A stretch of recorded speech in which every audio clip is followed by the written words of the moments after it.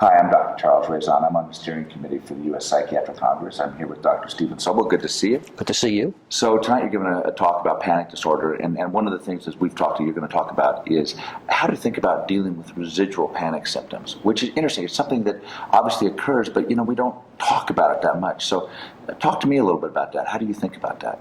Well, the key is to decide, number one, have I made a mistake? And have not done something I need to do. For example, am I using high doses of SSRIs or SNRIs? Because we know high doses are necessary. Have I given the patient a long enough trial? Have I augmented with another medication that's going to work on the serotonin system? Or have I augmented with a benzodiazepine? This is a place where benzos actually have a role. Am I giving the patient psychotherapy, specifically cognitive behavioral psychotherapy? Or is the patient doing something? Is there something that the patient is doing that's making things worse? Number one, of course, is what I call Starbuck Syndrome. Patients drinking too much caffeine. And it's astonishing that people do not recognize a lot of times that caffeine is a stimulant and it's going to aggravate the panic disorder.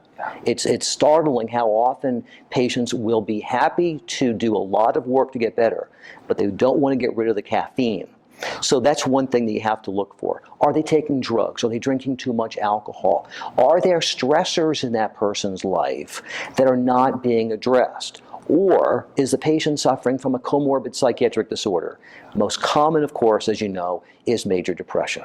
Am I dealing with the panic disorder, but I'm missing the major depression? I'm missing the stressor that is going on in the patient's life. And then finally, of course, like in all psychiatric disorders, while all of my patients always take their medications every day, Funny how that works, huh? I know there are a lot of psychiatrists apparently where that doesn't seem to be the case. Yeah, I've heard that. Exactly. So the key, of course, is to make sure, in fact, that the patient is complying not only with taking the medication, but also with the homework, the cognitive behavioral therapy homework that he or she needs to do. Yeah, that's fascinating. That's great. Thank you, sir. Great talking to you. Thank you.